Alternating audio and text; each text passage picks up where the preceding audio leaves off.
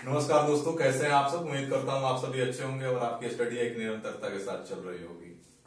तो आज हम एक नए टॉपिक पर डिस्कस करेंगे और मैंने एक प्लान किया है कि जो भी एक वीक का इम्पोर्टेंट जो न्यूज होगा उस पर हम लोग वीक में एक बार उस पर डिस्कस करेंगे, या संडे या मंडे, जो भी जैसा भी मेरे पास टाइम होगा उस टाइम के अकॉर्डिंग मैं आप लोगों के समक्ष एक वीडियो बनाऊंगा।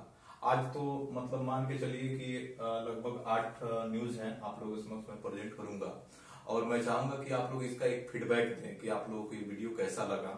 और अगर आप लोगों का अगर फीडबैक रहता है तो मैं इस वीडियो को निरंतर रखूंगा। हर वीक में मैं लगभग मान के अगर चलता हूँ कि 1 घंटा टाइम निकालूंगा इसके लिए कि जो भी उस वीक का जो इम्पोर्टेंट टॉपिक होंगे जो आपको एग्जाम में एक हेल्पफुल साबित हो सकते हैं, मैं उसको कवर करने का प्रयास करूंगा।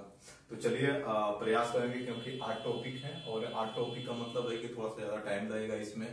और मैं कोशिश करूंगा कि सिर्फ और सिर्फ इसका अगर इस टॉपिक से आपका अगर मेंस से रिलेटेड भी अगर प्रश्न बनते हैं तो आप उसको सोल्व कर पाए। मैं चाहूंगा कि उसको जितना ज्यादा से ज्यादा डेप्थ में जाकर के स्टडी किया जाए, मैं उसको बताने का प्रयास करूंगा। तो चलिए यहाँ पर आज हम लोग डिस्कस करेंगे। पहला से ही स्टार्ट करते हैं। चलिए यहाँ से तो पहला हमारे पास है कि रीजनल रैपिड ट्रांसपोर्ट सिस्टम। अभी हाल ही में आप लोगों ने न्यूज में सुना होगा कि रीजनल रैपिड ट्रांसपोर्ट सिस्टम क्या है। तो देखिए हो क्या रहा है अभी वर्तमान समय में। जैसे मानते हैं कि अपना ये दिल्ली जोन है। अब दिल्ली जोन से देखिएगा, अब ये वाला एरिया आपका सब जो इनसे सटा हुआ है, इसको हम लोग एनसीआर के नाम से जानते हैं, सब कोई जानता है बेसिकली। तो होता क्या है कि जैसे मानते हैं कि यहाँ पर मेरठ हो गया आपका, इधर जैसे मानते हैं कि हरियाणा वाला एरिया, ये अलवर वाला एरिया हो गया। तो होता क्या है कि डिस्टेंस काफी ज्यादा दूर पड़ जाते हैं दिल्ली से। और जितने लोग हैं अभी तो मानते हैं कि लॉकडाउन हुआ है, लॉकडाउन के माध्यम से सब कोई वर्क फ्रॉम होम कर रहे हैं, लेकिन ये चीजें होता क्या है कि ये सारे लोग इस एरिया में आकर के बसे हुए हैं। मान के चलिए यहाँ पर तो होता क्या है कि जो यहाँ का जो कंजेस्टेड जो होता है वो डेंसिटी, अगर मैं बात करूं यहाँ पे, वो इंक्रीज कर जा रहा है। तो गवर्नमेंट ने प्लान क्या किया है कि मतलब यहाँ से लोगों को, जो मानते हैं कि मेरठ से जो लोग यहाँ आकर के जो रह रहे हैं, उनको क्यों ना कुछ ऐसा सुविधा दिया जाए ताकि ये लोग यहाँ से डेली बेसिस पे यहाँ से आए और फिर वर्क करके वापस चले जाएं। चाहे वो मानते हैं कि वो हरियाणा वाला जोन क्यों ना हो, उस टाइम को मतलब मिनिमाइज करने का प्रयास किया जा रहा है यहाँ पे। तो उसी टर्म में ये क्या बोलते हैं, RRTS सिस्टम को मतलब एक प्रोजेक्ट लॉन्च किया है गवर्नमेंट ऑफ इंडिया के माध्यम से। तो जैसे मानते हैं कि यहाँ पे ये आपका दिल्ली जोन हो गया, ये आपका मानते हैं कि मेरठ है, और यहाँ वाला एरिया मानते हैं कि पानीपत, ये वाला एरिया आपको मानते हैं कि अलवर। अब लगभग मान के चलिए कि 82 किलोमीटर के आसपास ये है आपका एरिया, लगभग 103 या 105 के आसपास इतना डिस्टेंस से पड़ता है आपका। ये वाला लगभग मान के चलिए 165 किलोमीटर के आसपास है। तो पॉसिबिलिटी नहीं होता है कि मतलब डेली बेसिस पर आप यहां से आए और रिटर्न हो जाए। इवन आप मेट्रो से भी जाते हैं तो नहीं हो पाता है। तो इसके लिए ये सिस्टम लेकर के आया गया है पहला वाला। इसमें क्या होगा कि एक मेट्रो से फास्ट चलेगी ट्रेन, और एक मेट्रो सिस्टम ही होगा। जैसे मानते हैं कि जैसे मेट्रो होता है, लैंड हो गया आपका, ये तो इन साइड और अपर साइड दोनों से चलता है। अगर इन द सेंस मैं बताऊं आपका, तो ओवर ब्रिज होता है, ओवर ब्रिज के माध्यम से भी चलता है और नीचे ऑन ग्राउंड भी चलता है। तो जो RRTS सिस्टम भी जो होगा वो एज मैं आपको बताऊं तो मेट्रो टाइप नहीं होगा, लेकिन इसका स्पीड ज्यादा होगा। नियर अबाउट अभी बात किया जा रहा है लगभग 160 किलोमीटर पर आवर इसका लगभग इसका स्पीड होगा। अगर स्पीड की अगर बात करूं तो लगभग लेस देन 1 आवर।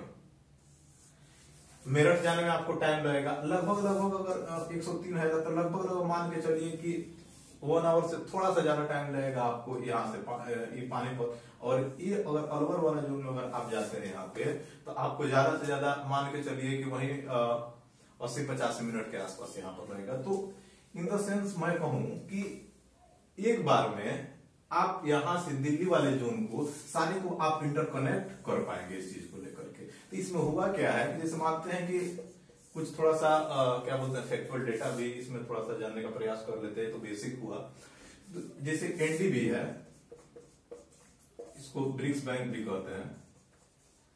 तो ब्रिक्स बैंक ने क्या किया है कि $500 मिलियन का गवर्नमेंट को क्या किया है कि एज ए लोन के टर्म में दिया है, और इस पार्टिकुलरली इसी प्रोजेक्ट के लिए। और टोटल इस प्रोजेक्ट का अगर कॉस्ट देखा जाए तो थोड़ा सा ज्यादा है, लगभग मान के चलिए $3700+ है डॉलर में। तो इसमें जो अगर हेल्प की बात करें तो AII भी,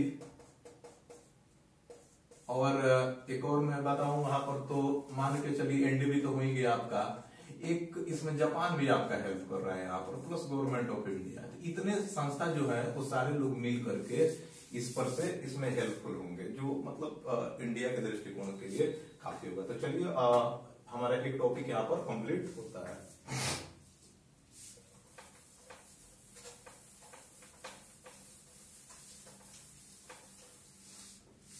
दूसरा है कि China+1। अब China+1 एक अपने आप में क्वेश्चन है कि China+1 किसको कहा जाए। देखिए अभी के समय में हुआ क्या है कि कोविड-19, और कोविड-19 में क्या हुआ कि एक कह सकते हैं कि एक लंबा लॉकडाउन लगा, और लंबा लॉकडाउन लगा, अगर मानते हैं कि ये चाइना है, तो चाइना में जितनी भी बड़ी कंपनियां हैं उनका ज्यादा इन्वेस्टमेंट यहां पर है। तो जब ज्यादा इन्वेस्टमेंट है, इनकी अदर लिंकेज अदर कंट्री में है ही नहीं, तो अभी जो जितनी कंपनियां हैं वो एक सेकेंडरी ऑप्शन चूज करना चाह रही है कि मानते हैं कि अगर यहाँ पर अगर 100% यहाँ पर है, अगर 100% यहाँ पर हमारा बिजनेस चल रहा है, तो उसका एक पार्टिकुलरली हिस्सा किसी अन्य कंट्री में, जैसे मानते हैं कि 20% यहाँ कर दिए, 30% हमने यहाँ कर दिए, ताकि अगर मानते हैं कि किसी प्रकार का अगर आपदा यहाँ पर आता है तो हमारा बिजनेस पूरा ठप नहीं होगा, यहां से हमारा काम चला जाएगा, यहां से काम चला जाएगा। तो जितनी भी कंपनियां हैं, तो कंपनियां ये कोशिश कर रही है कि चाइना के साथ साथ हमारे पास कुछ अलग ऑप्शन भी मिले, जो दूसरे कंट्री में हम जाएं और वहां पर अपने जो बिजनेस है उसको और डेवलप किया जाए। तो इस जो कॉन्सेप्ट है उसको China+1 के नाम से भी जाना जा रहा है।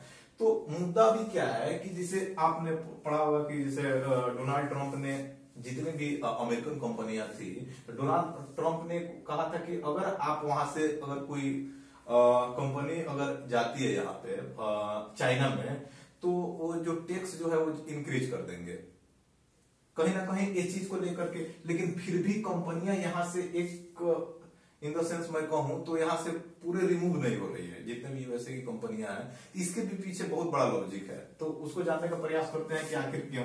देखिए सबसे पहला क्या है कि जब रनिंग हो रहा था एक समय, एक होता है कि जो भी बड़ी कंपनियां होती हैं तो पहले उनको अपना इंफ्रास्ट्रक्चर, एक वहां का इन्वायरमेंट, वहां का एम्प्लॉयमेंट को समझना, और एक अपना मार्केट को एस्टेब्लिश करना, ये अपने आप में बहुत बड़ी बात होती है।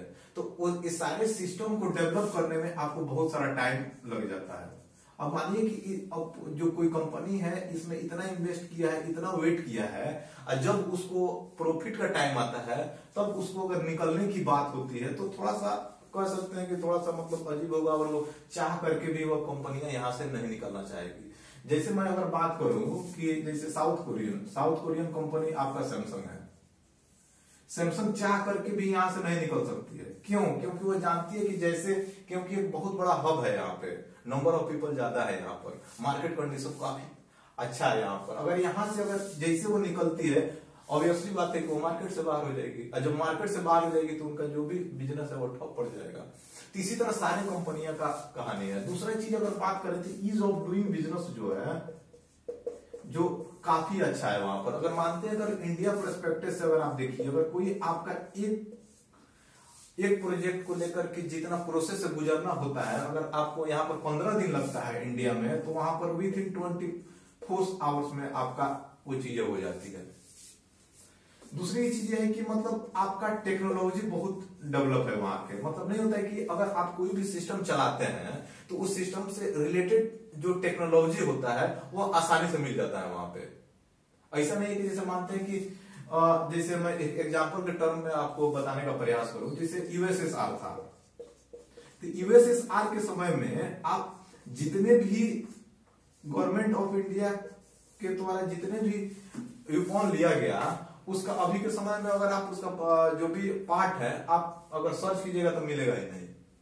वो सिर्फ और सिर्फ अभी के समय में जो भी जो जो मिड टर्म है एशिया का उसी में मिलता है, वो भी पॉसिबिलिटी कम ही नजर आता है। क्यों?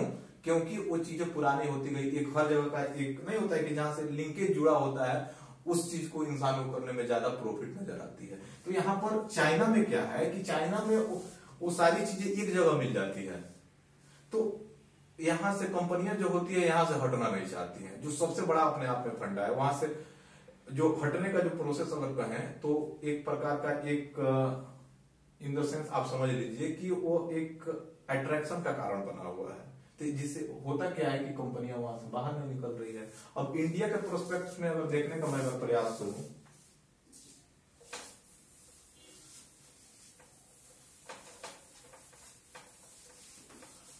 अब इंडिया की कहानी क्या है, इसके साथ ही मैं इसका जो लेबर फोर्स पार्टिसिपेशन रेट है इसके साथ ही इसको रिलेट कर दे रहा हूं ताकि आपको समझ में आ जाए इंडिया की कहानी क्या है। चाइना प्लस वन रणनीति के साथ और इनकी चैलेंजेस क्या है। देखिए सबसे पहला बात अगर मैं कहूं तो अभी इंडिया जो है वेलफेयर पर ज्यादा इन्वेस्ट कर रहा है। जब वेलफेयर पर ज्यादा इन्वेस्ट कर रहे हैं तो इसका मतलब है कि आप इंडस्ट्री पर ज्यादा फोकस नहीं कर रहे हैं। जब ज्यादा इंडस्ट्री पर फोकस नहीं करेंगे तो जितनी भी कंपनियां हैं आपके पास अट्रैक्ट नहीं होगी। अगर दूसरे कारण गवर्नमेंट की मजबूरी भी है, अगर आप वेलफेयर को अभी नहीं करिएगा तो आपका अभी जो एक तो आपका एक कोविड-19 का एक बहुत बड़ा क्राइसिस चल रहा है, दूसरा ये कहेंगे कि बहुत सारे लोग अनएम्प्लॉयमेंट हो गए हैं। तो अनएम्प्लॉयमेंट हो गए हैं यहाँ पर, तो सबसे पहले जो वेलफेयर देने का जो गवर्नमेंट का जो सिस्टम चल रहा है वो काफी हद तक इंडिया के दृष्टिकोण से सही है अभी। क्योंकि अभी अगर आप जीडीपी के टर्म में अगर ज्यादा उलझिएगा तो यहाँ जो जिसको वेलफेयर मिलना चाहिए, भूखमरी का जो कंडीशन होगा वो अपने आप में ज्यादा डेवलप हो जाएगा। तो यह एक प्रकार का समस्या है यहाँ पे। तो इसके वजह से गवर्नमेंट यहाँ पर मजबूर है और न चाहते हुए भी इसको मतलब नहीं होता है कि वेलफेयर पर ज्यादा ध्यान दिया जा रहा है। एक वर्ल्ड बैंक का एक रिपोर्ट आया था, मैं आपको बताऊं कि अगर मानते हैं कि गवर्नमेंट अगर 1% अगर इन्वेस्ट करती है, अगर गवर्नमेंट 1% इन्वेस्ट करती है अगर इंफ्रास्ट्रक्चर इंडस्ट्री क्षेत्र में, तो लगभग मान के चलिए कि 2.7% जीडीपी इंक्रीज होता है। अब प्राइवेट सेक्टर में 10% इन्वेस्टमेंट बढ़ जाता है। इसका भी कारण है जब यहाँ पर गवर्नमेंट का जब नहीं होता है कि जब ये इन्वेस्ट करेगी तो इससे क्या होगा कि प्राइवेट जो कंपनियां होती है इनको क्या होता है कि एक अंदर से मोटिवेशन मिलता है। उस मोटिवेशन को लेकर के क्या करती है प्राइवेट कंपनियां भी उसमें इन्वेस्ट करना स्टार्ट कर देती है और जिससे क्या होता है कि एक एम्प्लॉयमेंट दर भी बढ़ने लगता है और टोटल जो एम्प्लॉयमेंट दर होता है 1.2% इंक्रीज हो जाता है। ये वर्ल्ड बैंक कहता है। दूसरा एक चीज कहा जाए कि यहाँ पर लगभग अगर इसका जो मैं एलएफपीआर की बात करें तो एलएफपीआर का जो लेबर का जो पार्टिसिपेशन रेट है कि कितना जॉब में लोग हैं, कितना जॉब करना चाहते हैं, उसमें एक अभी हाल ही में एक डेटा आया है वुमेन को लेकर के, फीमेल जितने भी लोग हैं अभी उनका पार्टिसिपेशन रेट लगभग 18 से 23% है। सोचिए कितना कम है।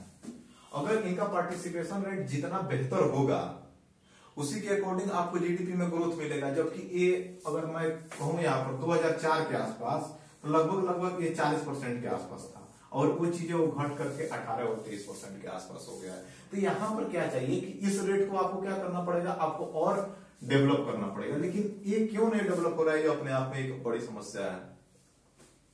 तो ये इंडिया को लेकर के कुछ समस्या है जो इंडिया को यहाँ पर कुछ इसमें सुधार करने की जरूरत है। एक और यहाँ पर बात किया जाए जो ईज ऑफ डूइंग बिजनेस है, थोड़ा सा अभी जो कंडीशन है यहाँ पर थोड़ा सा अच्छा करने का प्रयास किया जा रहा है, लेकिन जितना चाहिए उतना नहीं हो पा रहा है। इसमें भी आपको रिलीव करना पड़ेगा।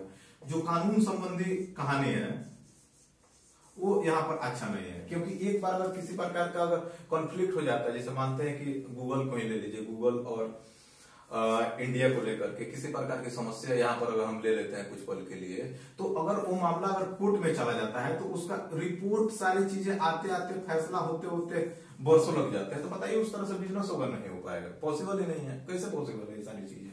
अगर एक और चीज है, जैसे हाल ही में, जैसे कल के न्यूज में था, अगर कल की न्यूज में मैं बताऊं तो फेसबुक ने एक रिपोर्ट जारी किया, और फेसबुक ने रिपोर्ट जारी किया है कि लास्ट 6 मंथ में अगर टॉप 10 कंट्री में नेट शटडाउन हुआ है, और उस नेट शटडाउन की वजह से लगभग मान के चलिए कि 53 मामले आए हैं। ठीक है, उस 53 मामले में 42 इंडिया से आए हैं, और सबसे ज्यादा इंडिया का जो नहीं होता है कि हेट स्पीच डेवलप करने में लगभग मान के चलिए कि लगभग 35,000 लोगों का डेटा मांगा गया है, मतलब गवर्नमेंट ऑफ इंडिया की तरफ से। किससे? फेसबुक से।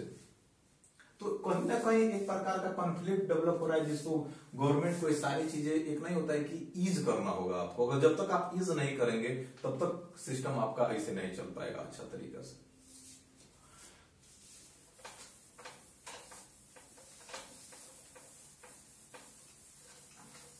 देखिए यहाँ पर 2-3 चीजें हैं यहाँ पर, जैसे मैं बात कर रहा था आपका लेबर फोर्स पार्टिसिपेशन रेट की। और मुद्दा ये है यहाँ पे कि आखिर क्या कारण है कि लगभग पार्टिसिपेशन रेट जो है लगभग 18 से लेकर के 23% के आसपास आ गया है। क्यों? जबकि बांग्लादेश में अगर मैं बात करूं, तो लगभग लास्ट 4-5 सालों में 24% था, और वो 24% से बढ़ करके लगभग 36% इंक्रीज हो गया। तो बताइए, अपने आप में एक छोटी कंट्री है, और उस छोटी कंट्री के होने के बावजूद इसमें इतना इंक्रीमेंट देखने को मिल रहा है। तो इसमें अगर हाल ही के रिपोर्ट के अनुसार कहानी क्या है उसको हम थोड़ा सा जानने का प्रयास करते हैं। देखिए, अगर मेल की मैं बात करूं तो मेल का जो जॉब पार्टिसिपेशन जो रेट बोलते हैं वो लगभग मान के चलिए 59% के आसपास है। और मैं ओवरऑल की बात करूंगा अब, अगर यहां पर अगर फीमेल की बात मैं करूं तो लगभग मान के चलिए कि 6% के अराउंड है।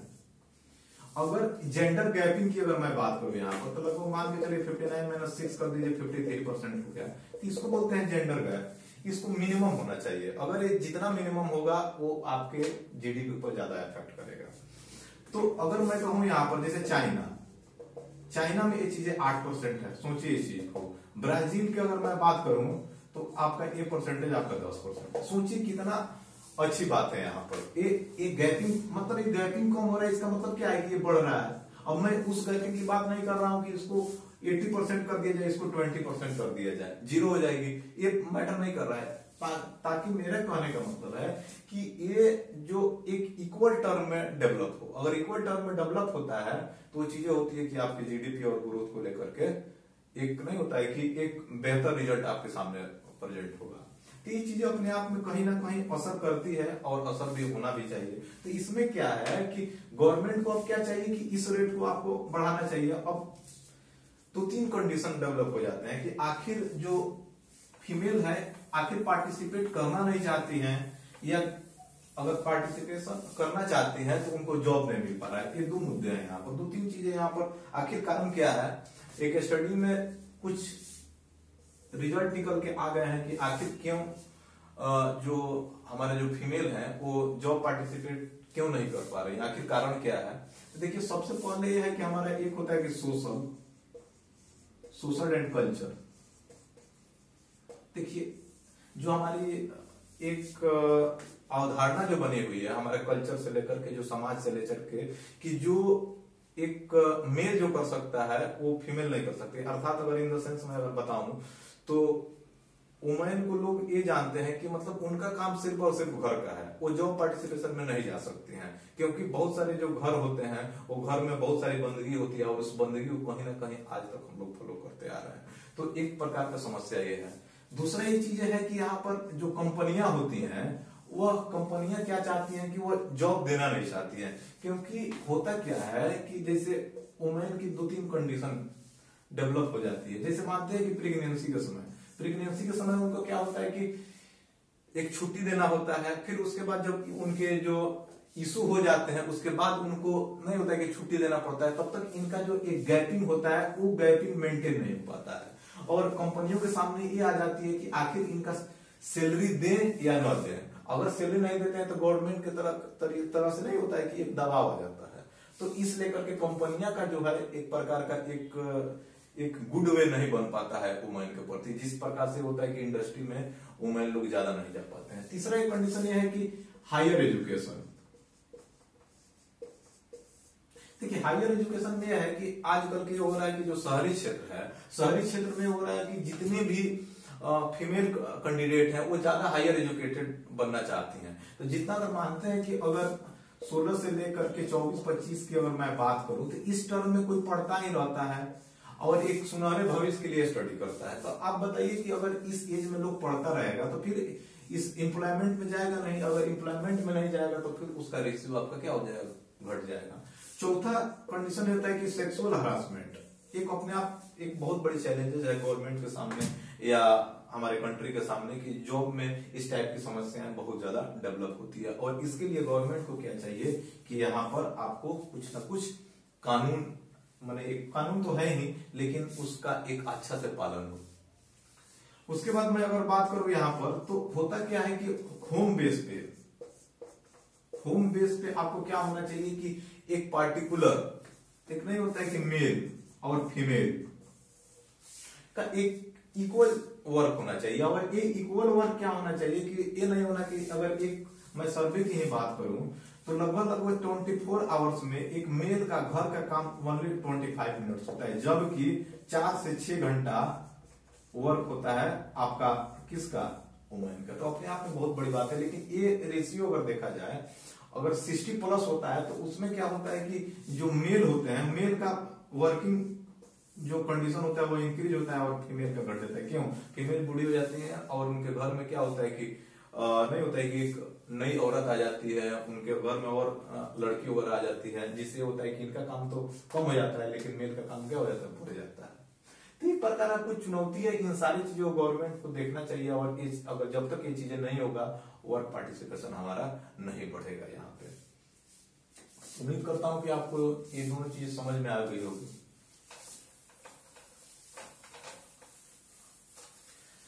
देखिए मेरा मतलब ये नहीं है कि मैं ऐसे बताने का, मेरा मोटो ये है कि आपको कॉन्सेप्ट मिल जाए, आप एक दूसरे से लिंक कर पाए। मेरा मोटो ये चीज है। आपने तो न्यूज पढ़ ही लिया होगा, मेरे को पता ही है कि आपने सारी चीजें पढ़ लिया होगा, लेकिन मेरे कहने का मतलब है कि आप इसको लिंक कर पाए। मेरा मोटो ये चीज है। अब बात करेंगे कि बीपीसीएल का प्राइवेटाइजेशन को लेकर के क्या कहानी है, थोड़ा सा इसको भी हम जान लेते हैं।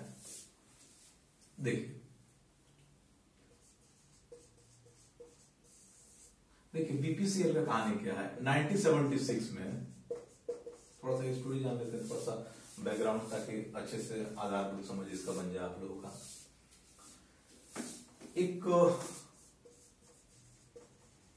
एक बर्मा नाम की कंपनी हुआ करती थी, उसको ये प्राइवेट कंपनी थी। अब प्राइवेट कंपनी को 1976 में गवर्नमेंट ने एक एक्ट बनाया और उस एक्ट के माध्यम से इसको क्या किया, बर्मा को नेशनलाइज कर दिया। जब नेशनलाइज कर दिया तो गवर्नमेंट टर्म हो गया। जब गवर्नमेंट टर्म हो गया और इसी को 1997 में इसका नाम क्या रख दिया गया, बीपीसीएल रख दिया गया। ठीक है, जब बीपीसीएल रख दिया गया इसको, तो उसके बाद तो रनिंग में आई, लेकिन 2000 के बाद इसमें क्या हुआ कि इसमें थोड़ा सा लॉसेस होना प्रारंभ हो गए। जब लॉसेस होना प्रारंभ हो गए तो गवर्नमेंट इस पर कोशिश करने लगे कि इसका जो स्टेक है, यहाँ पे जो भी शेयर है उस शेयर को सेल किया जाए। ठीक है, तो और शेयर को सेल करना प्रारंभ कर दिया। यहाँ से लगभग 2002 में जब गवर्नमेंट का मूड ऐसा बना कि हम इसको पर्टिकुलर सेल कर दिया जाए। जैसे ही सेल करने की बात उठी, यहाँ के जितने एम्प्लॉय लोग थे, एम्प्लॉय ने क्या किया कि सुप्रीम कोर्ट में केस कर दिया। अब केस कर दिया इसलिए क्योंकि जब आपने एमेंडमेंट किया है कानून में, 1976 का एमेंडमेंट किया था और इसका एक्ट पास करके आपने इसको नेशनलाइज किया है, तो आप इसको सेल नहीं कर सकते हैं। तो यहाँ पर गवर्नमेंट क्या बोलते हैं, सुप्रीम कोर्ट ने गवर्नमेंट को बोला कि आप इसको सेल नहीं कर सकते हैं। तो मुद्दा वहीं पर रुक गया। और 2016 में गवर्नमेंट ने क्या किया कि इस एक्ट को कैंसिल कर दिया, और कैंसिल करने के बाद क्या किया, सेल करने का प्लान बना लिया। तो ये कुछ बेसिक है, थोड़ा सा जान लीजिए, वो एग्जाम परस्पेक्टिव से नहीं, लेकिन एक जानकारी होना चाहिए।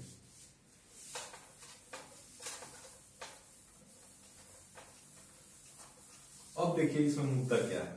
मुद्दा ये है कि जैसे मानते हैं कि जुलाई 2019 में गवर्नमेंट ने प्लान किया कि इसको, जैसे एयर इंडिया हो गया आपका और बीपीसीएल, इस दोनों को सेल करने की बात हुई। और बीपीसीएल की जब शेयर करने की बात हुई, मैं जुलाई की बात कर रहा हूं, तो लगभग मान के चलिए, अगर ग्राफ खींचने का प्रयास करूं यहाँ पे, तो लगभग इसका शेयर जो मार्केट में था, लगभग मान के चलिए 343 रुपीज के आसपास था इसका शेयर। ठीक, लगभग ऐसे ही कभी इतना के आसपास चल रहा था। और इसी के आसपास था लगभग मान के चलिए एचपीसीएल का, इसी के आसपास होने था, 1300 प्लस था।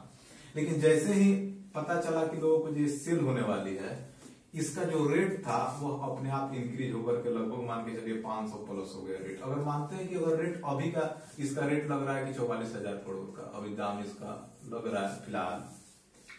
लेकिन जब ये 500 हुआ है रेट, तो लगभग नवंबर दिसंबर के आसपास इसका रेट हो गया था पिछला साल लगभग 80,000 करोड़ के आसपास। ठीक, लेकिन जब कोविड-19 हुआ, और कोविड-19 के बाद ये चीजें हुई कि ये फिर से ये अपने पुराने कंडीशन में आ गई। यहाँ पर फिर से इसका रेट जो 80 के है अभी 44 के है। तो एक प्रकार का मुद्दा उठ रहा है। लोग यहाँ पर ये कहना चाह रहे हैं कि अगर आपको सेल ही करना है तो थोड़ा सा रुक जाइए। अगर जब शेयर मार्केट का कंडीशन अगर बेहतर हो जाएगा तो आप इसको सेल कर लीजिए, क्योंकि लगभग मान के चलिए 50% का मतलब है ना, क्योंकि हम अपने लॉसेस को पूरा करने के लिए ही कंपनी को सेल कर रहे हैं। अगर कंपनी को सेल कर रहे हैं तो उसका एक पर्टिकुलरली मोटो होना चाहिए। बहरहाल देखते हैं कि क्या कहानी है। अब गवर्नमेंट इसमें ये पड़ी हुई है कि जैसे मानते हैं कि 2018-19, 2017-18 और 2020 और 21, यहां गवर्नमेंट का लगभग मान के चलिए, यहां पर गवर्नमेंट का प्लान था लगभग मतलब 80,000 करोड़ का, मतलब प्राइवेटाइजेशन करके पैसे लेने का। और उस साल इन लोगों को 96 मिला, मतलब थोड़ा सा इंक्रीमेंट हुआ गवर्नमेंट को। वहीं 2019, 18 और 19 में लगभग अगर मैं कहूं यहाँ पे, तो लगभग 105 का था और लगभग 80 प्लस ही मिले। तो यहाँ पर थोड़ा सा प्रॉफिट नहीं हुआ। लेकिन 2020-21 का अगर जब आप बजट पढ़िएगा, तो बजट में लगभग इसको 2.10 लाख करोड़ का टारगेट था लाने का। लेकिन अभी तक इसमें कुछ प्रोग्रेस दिखता नहीं है। देखिए क्या होता है, अभी तक सर्वे वगैरह आएगा तो इस पर अपडेट होगा तो मैं आपको वीडियो के माध्यम से बताने का प्रयास करूंगा। तो इसमें LIC वगैरह सब है और इसमें BPCL वगैरह सिम है। तो गवर्नमेंट इससे ये है कि जल्दी से जल्दी इसमें इसको कवर अप किया जाए और ग्रोथ को डेवलप किया जाए। गवर्नमेंट के पास पैसे आएंगे और जितने भी स्टेक है आपका, जितना आप काम कर रहे हैं यहाँ पे, उस काम के अकॉर्डिंग आपको आपके जितने ऊपर, जैसे नहीं होता है कि एक इन द सेंस में अगर कर्ज के टर्म में पैसे हैं और आपका मार्केट कंडीशन है, जब उस चीज को फुलफिल कीजिएगा तब, जैसे मूडी वगैरह है, जो आपका बिजनेस में आपका इन द सेंस में बताऊं आपको, एक आपका रेट देते हैं कि आपकी रेट कितनी है और उस रेट के अनुसार आप में FDI आता है। तो कहीं ना कहीं सारी चीजें एक दूसरे से लिंक है, जिसकी वजह से इतना सारी कंडीशन डेवलप होता है। देखिए क्या होता है, गवर्नमेंट क्या यहाँ पर प्लान करती है, सेल करती है कि थोड़ा सा रुकती है। तो पर्टिकुलरली हो गया आपका BPCL का प्राइवेटाइजेशन को लेकर के।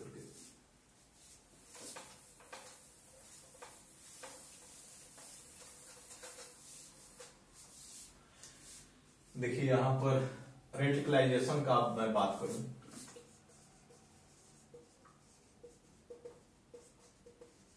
देखिए अगर इसका हिंदी बताने का प्रयास करूं तो जो नक्सलवाद होते हैं उनको ये चीजें बोलते हैं। अब मेन मुद्दा ये है कि आखिर किसको नक्सलवाद कहा जाए।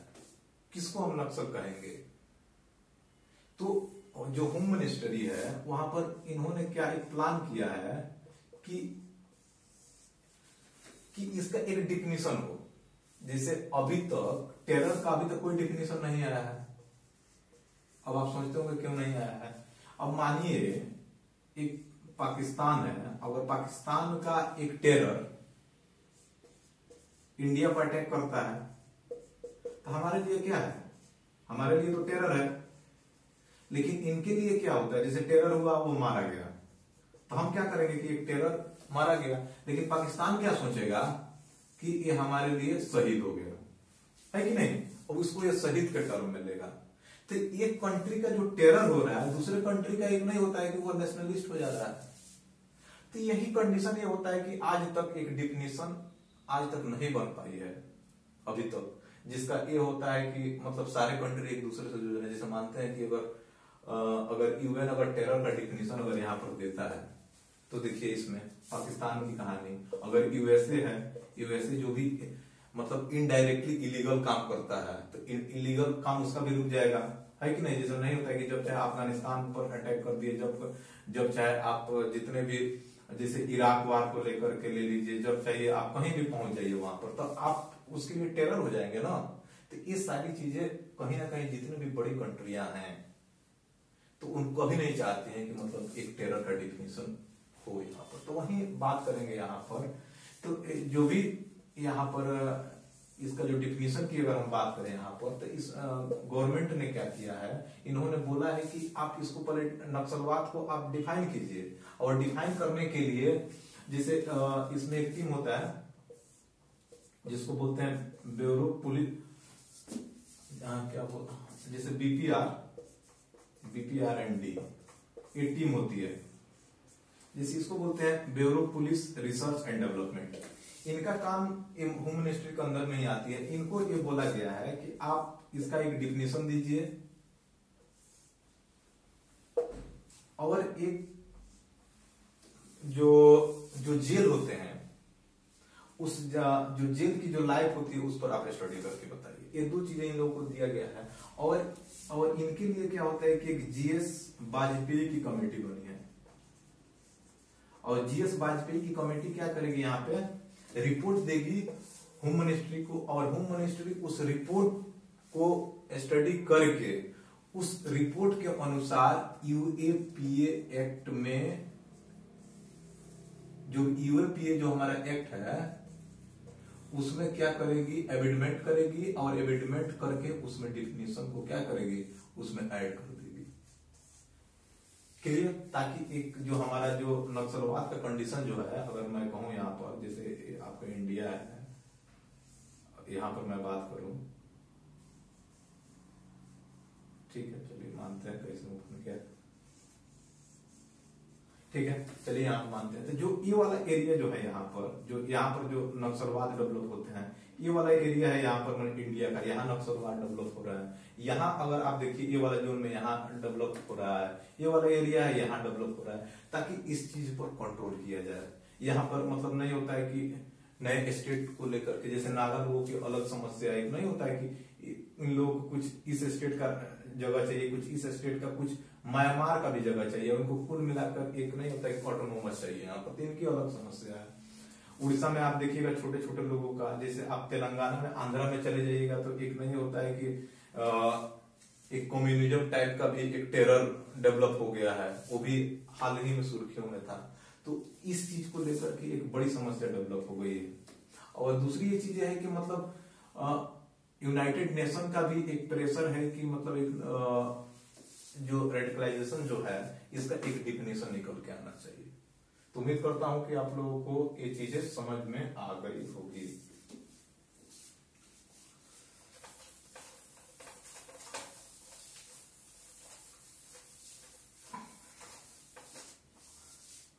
देखिए तीसरा है हमारा divergence of excess sugar to ethanol.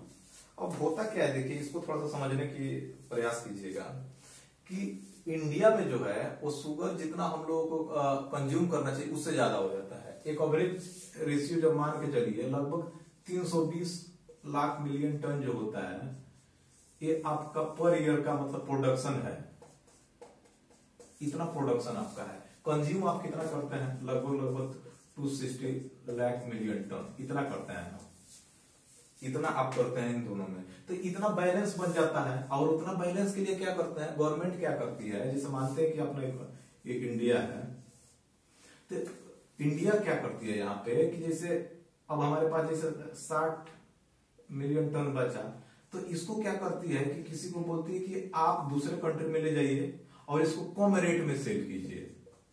जैसे मानते हैं कि अगर इसका अगर शुगर का प्राइस 60 रुपीज है, तो वहां पर ले आकर के 50 रुपए में सेल कीजिए दूसरे कंट्री में, और जो 10 रुपीज का जो लॉस होगा वो इंडिया सब्सिडी के रूप में सेलर को देगी।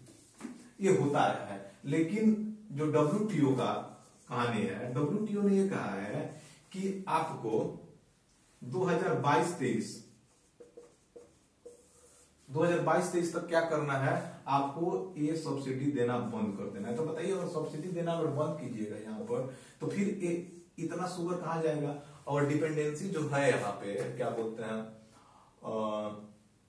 शुगर केन को लेकर के अपने इंडिया में वो इंक्रीज ही हो रही है, जबकि उसको डिक्रीज होना चाहिए, हो नहीं रहा है। क्योंकि और एक क्या बोल रहे हैं यहाँ पर, जो नीति आयोग का एक रिपोर्ट भी आया हुआ था कि मतलब इसको कम करना चाहिए, इसमें इतना जो वाटर का कंज्यूम है यहाँ पे कि एक जो पानी का जो लेवल है उसको कम करते जा रहा है। ये अपने आप में एक बहुत बड़ा चैलेंजिंग चीज है।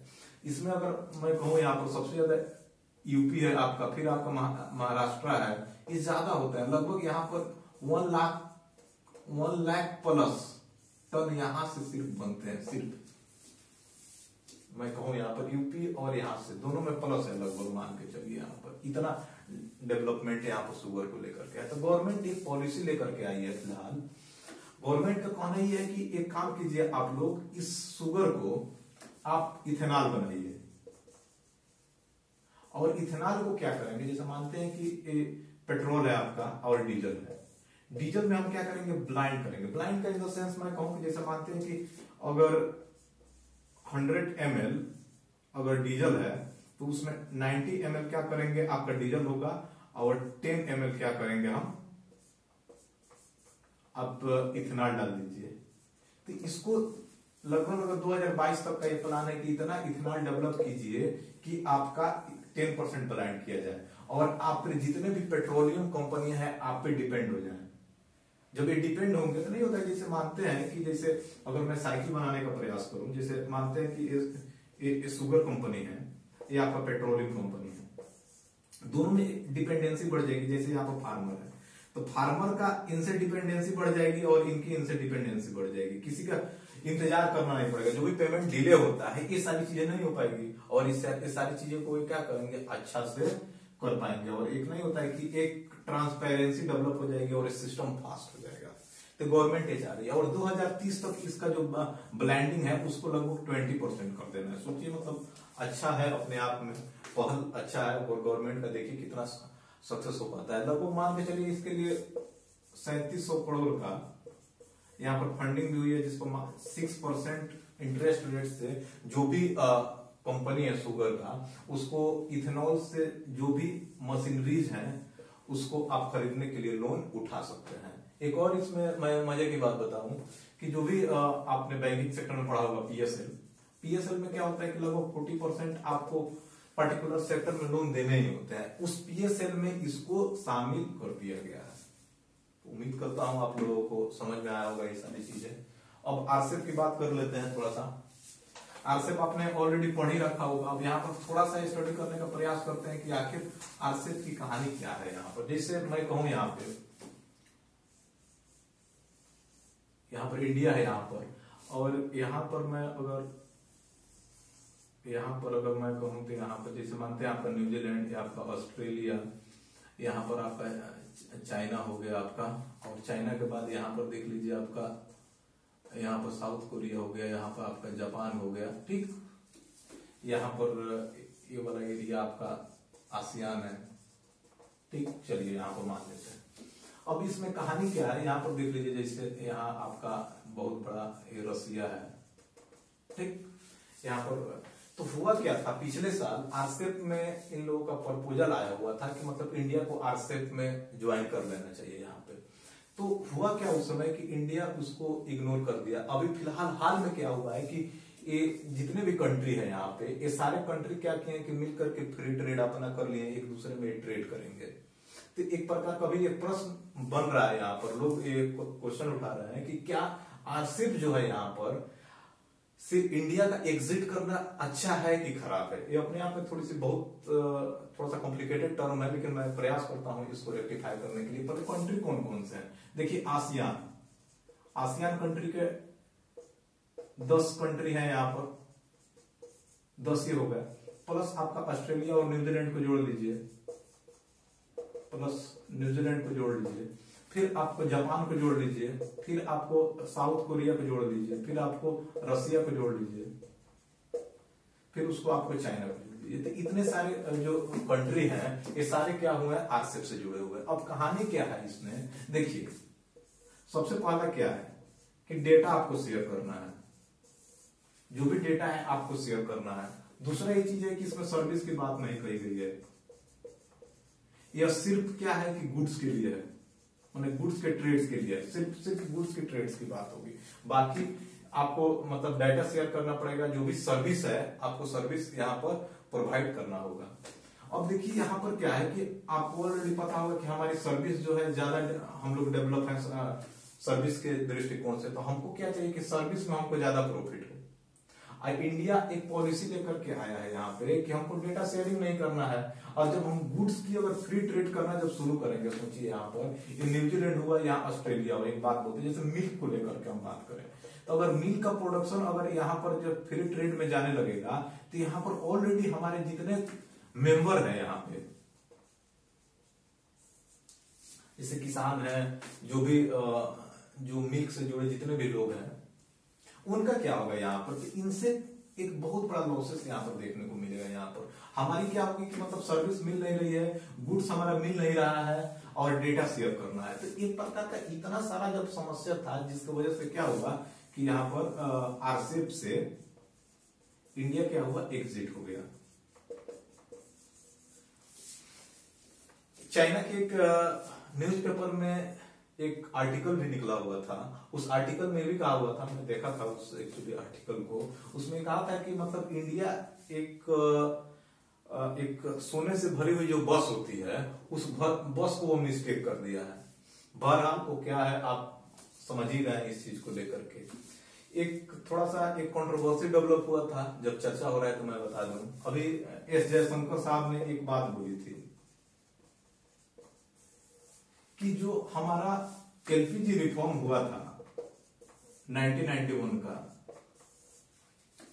एलपीजी जो हमारा रिफॉर्म हुआ था 1991 का, इनका मानना था कि सिर्फ और सिर्फ यह जीडीपी को इंक्रीज किया, बाकी हमारा जो एम्प्लॉयमेंट रेट जो है उसको डिक्रीज कर दिया। अगर आपको ये चीजें अगर पढ़नी है तो जो अपने जो फॉरेन मिनिस्ट्री का जो वेबसाइट है वहां पर जाइएगा, इनका कोट लगभग मार के चलिए लास्ट वीक वाले में मिल जाएगा आपका।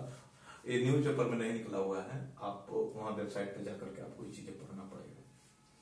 तो इनका अब बताइए इस चीज को, मैं अब यहाँ से एक क्वेश्चन पूछना चाह रहा हूँ कि जैसे आपका एक कुछ ना कुछ ये कहानी क्या है कि आप कहीं ना कहीं एक नहीं होता है कि सेल्फ डिपेंडेंट बनना चाहते हैं, आत्मनिर्भर की तरफ आप अपने आप को फोकस कर रहे हैं।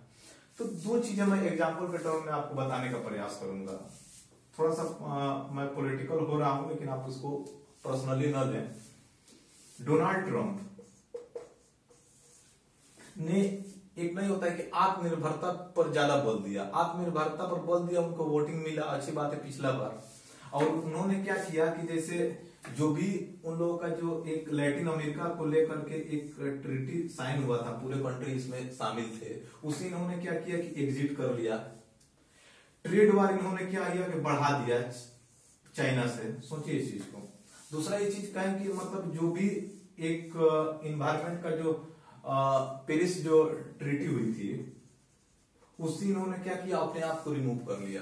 तो कहीं ना कहीं आपने तो अपना एक वोट डेवलपमेंट के लिए आपने तो स्टेटमेंट तो रख दिया, लेकिन इसके वजह से आज देख लीजिए कि अमेरिका में क्या चल रहा है। डोनाल्ड ट्रंप हारने के बाद भी अपनी अस्वीकारता को मतलब नहीं होता है कि एक्सेप्ट नहीं कर रहे हैं यहाँ पे। और यहाँ पर रसिया ने कमेंट भी कर दिया कि कम्युनिस्ट वर्सेस और क्या डेमोक्रेसी। प्रश्न उठ गया अभी के टर्म में, क्यों?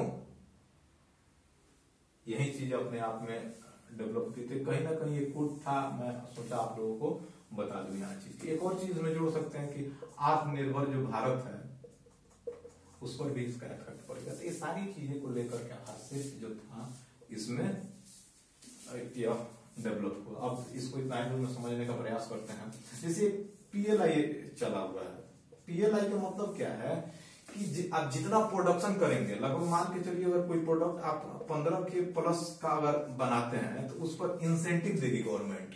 जैसे मानते हैं कि आपने मोबाइल बनाया 15,000 का, आप 15,000 का मोबाइल आप जितना सेल कीजिएगा मार्केट में तो उससे क्या होगा कि उसका इंसेंटिव आपको गवर्नमेंट देगी। इससे क्या होगा कि मतलब आप ज्यादा इसको सेल कीजिएगा, ज्यादा लोग खरीदार होंगे तब आप इसमें क्या कीजिएगा, ज्यादा एम्प्लॉयमेंट लाइएगा तो क्या होगा, हमारी जो इकोनॉमी है वो डेवलप होगी। इसमें हाल ही में आपने देखा होगा कि लगभग 8-10 सेक्टर को इसमें ऐड कर दिया गया है। जैसे ऑटोमोबाइल को इसमें जोड़ दिया गया है, आपका इलेक्ट्रॉनिक्स को इसमें जोड़ दिया गया है, बहुत सारे इसमें सेक्टर जो है इसमें इसको जोड़ दिया गया है इसमें। तो ये सारी चीजें हैं, इसको डेवलप कुछ ना कुछ उद्देश्य है कि मतलब हमारी इकोनॉमी है जो बूस्ट हो और ज्यादा डेवलप हो। तो उम्मीद करता हूं आपका ये वीडियो पसंद आया होगा। अपना फीडबैक जरूर दीजिएगा, क्योंकि आपके फीडबैक पे ही डिपेंड है कि जो हमारा जो सीरीज चलेगा कि नहीं। क्योंकि अगर आप लोग का एक फीडबैक अच्छा आता है तो मैं प्रयास करूंगा कि हर वीक में जो टॉप 10 जो न्यूज होंगे उसको मैं बताने का प्रयास करूंगा। शुक्रिया, धन्यवाद।